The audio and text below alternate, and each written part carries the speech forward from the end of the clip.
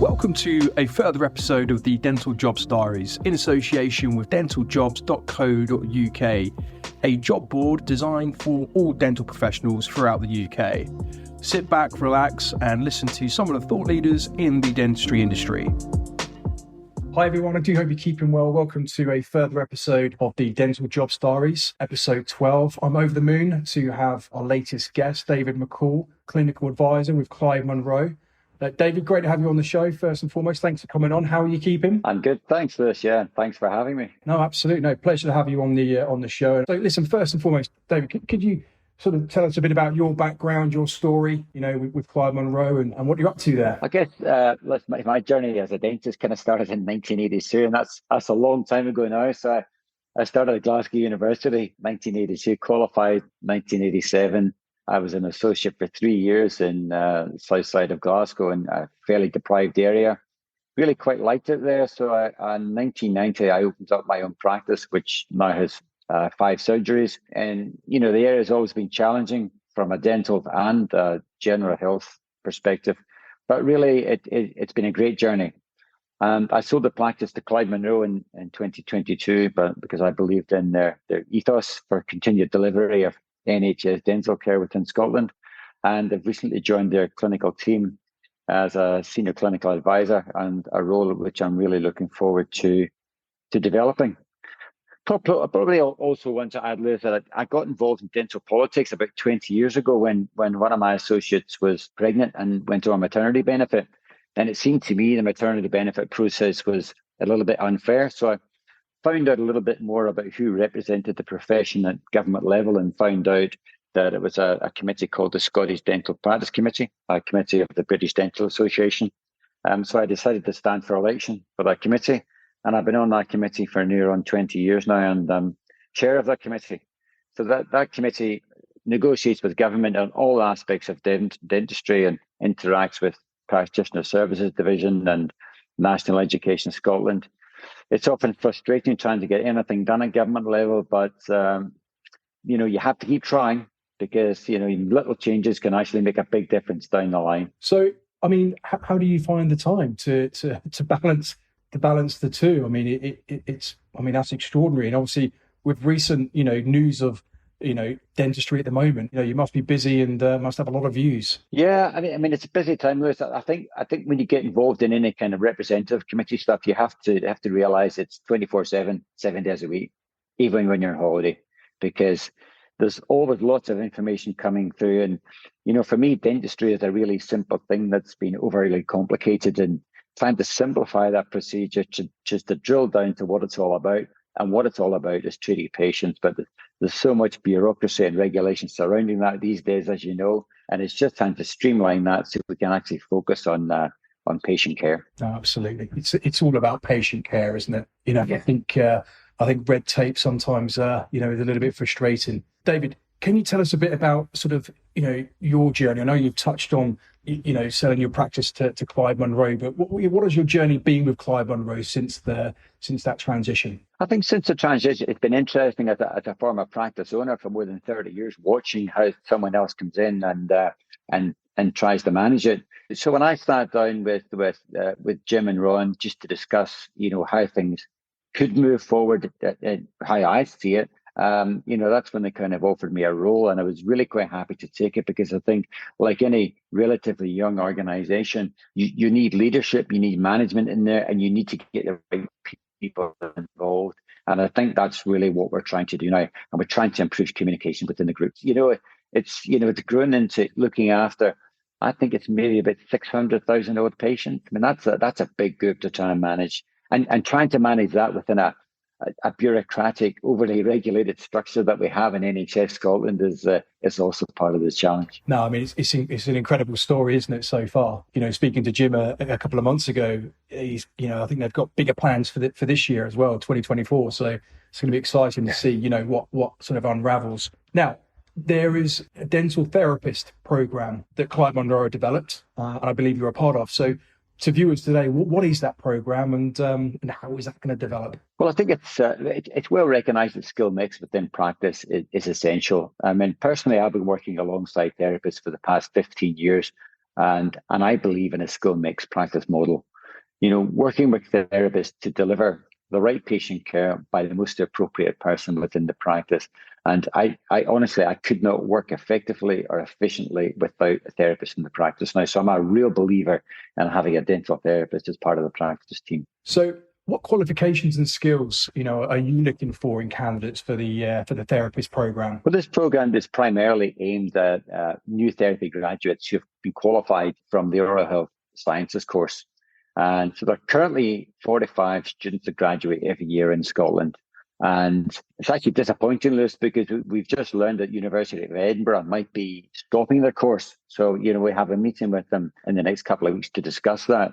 But there is an opportunity to attract existing therapists who are not operating within their full scope of practice in order to get to a situation where they are developing the skills within that full scope of practice. And the kind of skills we are looking at are, good communication, the ability to work within a team, and a willingness to learn within the NHS and also out with the NHS, and to be open, to have an open mind to develop those skills. So that's the type of person we're looking at. I think it's very difficult when you come out of university. You don't know what you don't know, but you need to go into a good practice, with a good level of support and managed clinical network in order to develop and hone those skills. Oh, absolutely. Could you walk us through the training development process that dental therapists can expect, when joining this particular program, initiative? Well, what we're looking to do initially is to recruit 10 dental therapists across the practices from June 2024. And they will operate within a team, and they will be mentoring within their full scope of practice. But we're going to have webinars to try and deliver everything that's available within the SDR. And that's the SDR is a statement of dental remuneration upon which we work within the NHS in Scotland. We want to have a managed clinical support network within there, because we truly believe it's all about support. I think practitioners and our therapists, or anyone coming into practice, you don't want to be there feeling alone when things go wrong. You need someone to turn to for advice, support, and mentoring. There'll be a practice lead for each therapist within the practice. And over the year, the webinars we're going to have will be on local anaesthetic, caries detection and management, and implant monitoring and maintenance.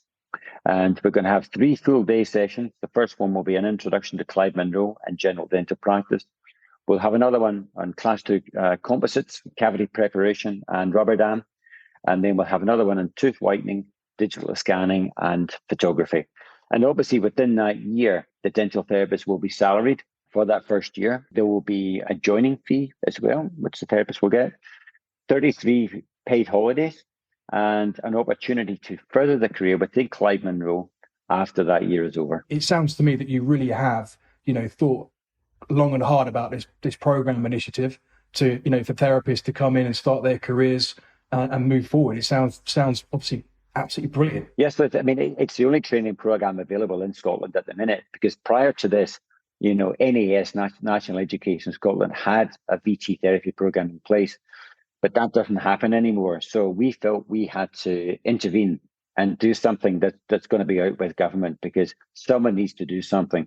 We don't really want to parachute new graduates just into practice without support and training, because that's not going to be good for anyone. No, absolutely not. And I think something that you touched on there a minute ago, David, was having the support, to be able to turn to somebody when things don't go according to plan, and having that support and having that kind of function in place is gonna help people. And look, Clyde Munro have got that infrastructure there, haven't they? The training facility and the support program, and that's why you guys obviously are rolling this out. Yeah, I think that's why it's important to have a training lead within the practice, because everything is okay when things are going fine, but it's when things don't go fine that's when it doesn't go okay, and that's when you need a more experienced person just to have a chat with you.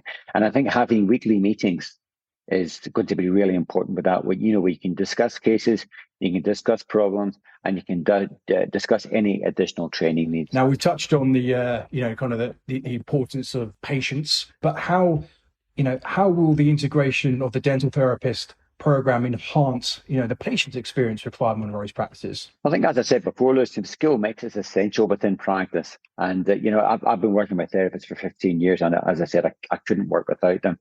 And I think what it does is it allows for a much more efficient delivery of healthcare. Patients will be seen quicker. And I think as the relationship between the clinician and the therapist and the patient develops, I think the patients become much more cognizant of the value of having a therapist within the practice. I mean, treatment in dentistry is all about trust between the clinician and the patient.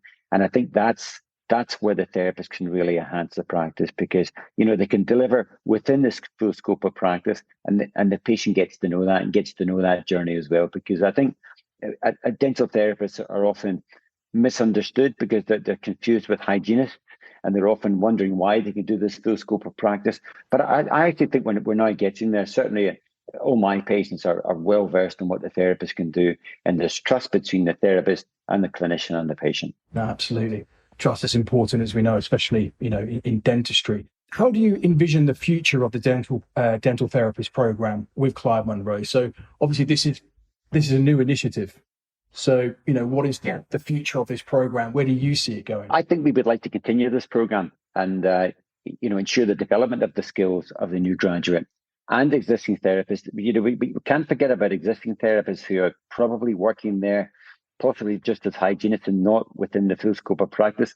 They probably need a little bit of additional training and support within a practice environment to push them forward to develop those skills. And as I say, it has to be within that supportive environment. But I'm big on developing good managed clinical networks.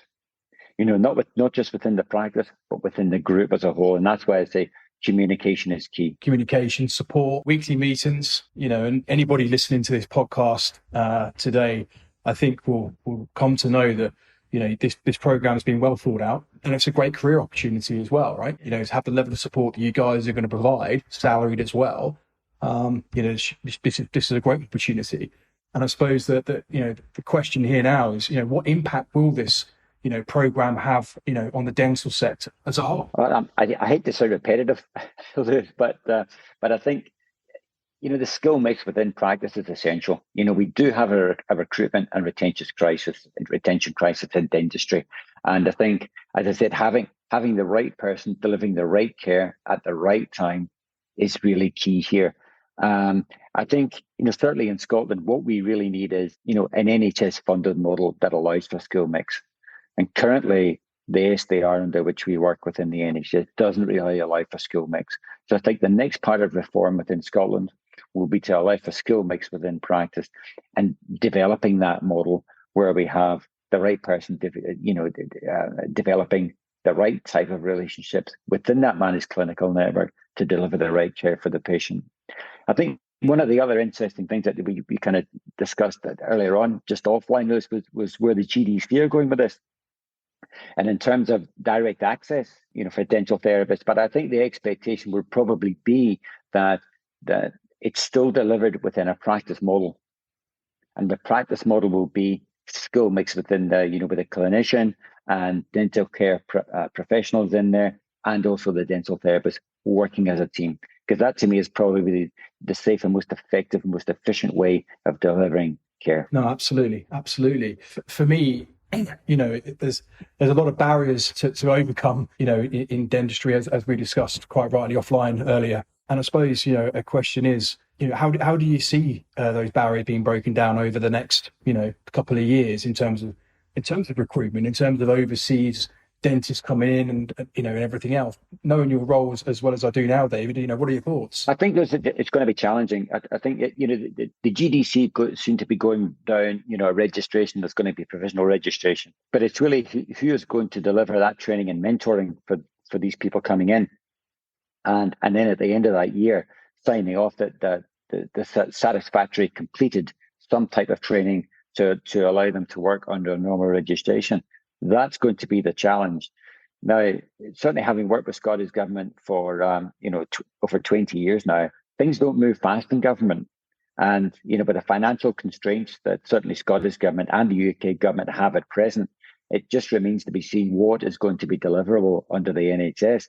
And I think any government just needs to be transparent and open about what can and can't be delivered, and just not just transparency to the profession, but transparency to the public, on what can be deliverable. And I think that's what the public are demanding now. They don't want sound bites from government. They just want honesty openness and transparency. No, absolutely. No, they do. I mean, dentistry is on the news a lot at the moment, as we know, and not for the right reasons, obviously. But I'm sure we will get there, and I'm sure your continued hard work will make massive impacts, which will be great for the industry as a whole. David, it's been absolutely a pleasure to have you on the show. It's been a pleasure and insightful to hear how this program's going to unravel and kick off in you said June, right?